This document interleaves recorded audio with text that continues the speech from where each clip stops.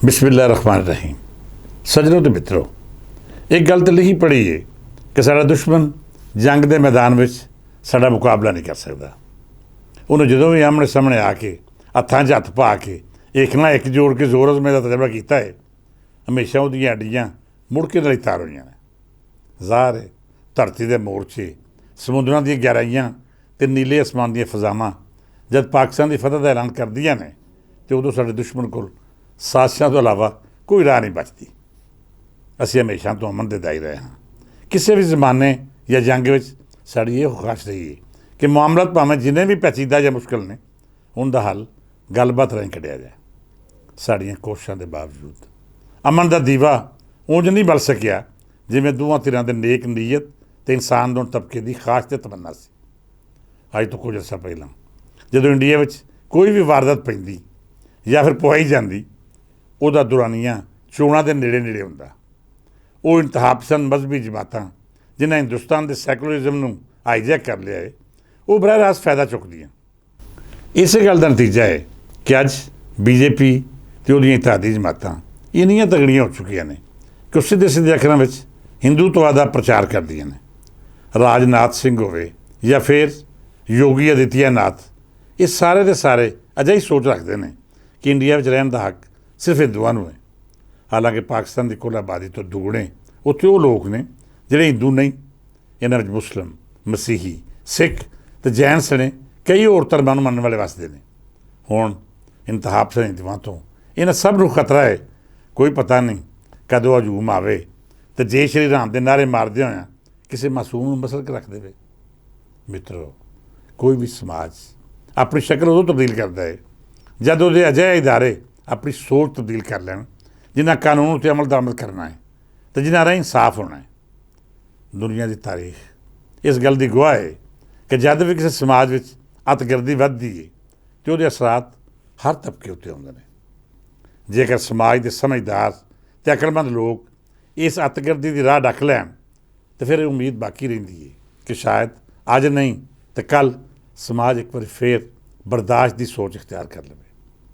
पर जदों राह डकण वाले कमज़ोर ते अतगिरदी नूं बढ़ावा देने वाले तगड़े हुंदे ने तो फिर यह गल तय हो जाती है कि मुस्तकबिल दे विच इस खित्ते का भला कभी भी मुमकिन नहीं। इंडिया में भी इंज ही होया। 90 की दहाई में जब कांग्रेस कमज़ोर हो रही सी तो बीजेपी ते इंतहा पसंद हिंदू जमातां नाल रल के मजहब का अजिहा कार्ड खेडिया जिन्हें लोगों के जज्बात मुश्तल करके वो राह इख्तियार की जिथे अमन आहिस्ता आहिस्ता कतल हो जाता है। एक सोच गालब आ जाए फिर समाज के खदोखाल तब्दील हो जाते हैं। इख्तलाफ राय का हक खुस जाए फिर तुसीं याद रखना कभी भी बुनियादी इंसानी हकूक का तसव्वुर बरकरार नहीं रह सकता। बाबरी मसीत तो लैके अजोके वेले तक इंतहा पसंद हिंदुओं ने इकतदार के इस खेड में इंसानी हकूक को बुरी तरह मसक किया है। हुण जब तुसीं अतगिरदी का अफरेद पैदा करो वो तो फायदा भी चुको तो फिर इस अफरेद का ढिड भरन लई तुहानूं रोज़ दिहाड़ी इंसानां दा खून ते गोशत चाहिदा हुंदा है। बंब धमाके, दहशतगर्दी, खून खराबा ते मजहबी इंतहा पसंदी राहीं हजूम तो मारे जाने वाले लोग वो माहौल पैदा करते हैं जिहड़ा इस अफरेत लई साजगार हुंदा है।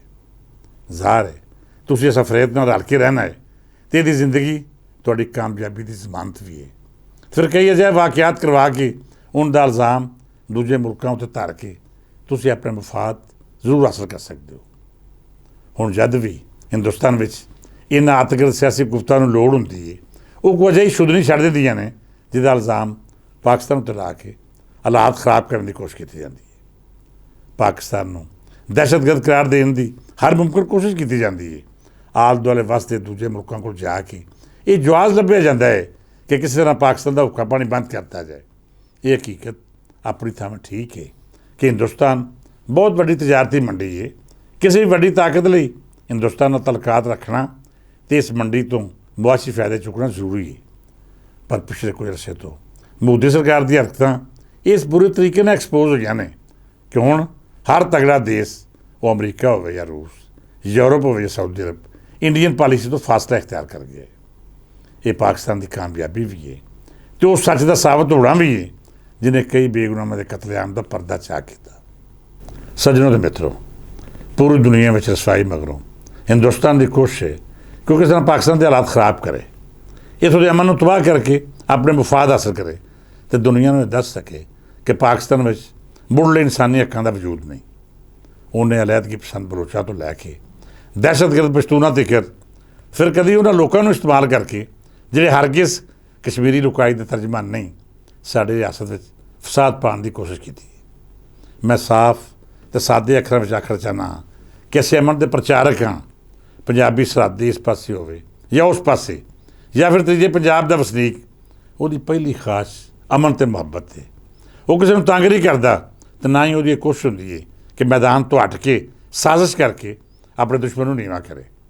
ਮੈਂ ਆਪਣੇ ਇਸ ਪਲੇਟਫਾਰਮ ਤੋਂ ਮੋਦੀ ਸਰਕਾਰ ਨੂੰ ਆਖਾਂਗਾ ਕਿ ਰੱਬ ਨੇ ਤੈਨੂੰ ਇੱਜ਼ਤ ਦਿੱਤੀ ਹੈ, ਇੱਕ ਵੱਡੀ ਰਿਆਸਤ ਦਾ ਵਜ਼ੀਰ ਆਜ਼ਮ ਬਣਾਇਆ ਹੈ, ਤੂੰ ਤਾਰੀਖ ਵਿੱਚ ਅਮਨ ਦੋਸਤ ਦੇ ਤਾਸਰ ਨਾਲ ਜ਼ਿੰਦਾ ਰਹਿਣ ਦੀ ਕੋਸ਼ਿਸ਼ ਕਰ, ਨਾ ਕਿ ਉਸ ਇਨਸਾਫ ਦੇ ਨਜ਼ਰੀਏ ਨੂੰ ਫਰੋਗ ਦੇ ਜਿਹੜਾ ਸਾਡੇ ਦੋਵਾਂ ਮੁਲਕਾਂ ਵਿੱਚ ਨਫ਼ਰਤ ਅਤੇ ਲੜਾਈਆਂ ਨੂੰ ਹਵਾ ਦਿੰਦਾ ਹੈ।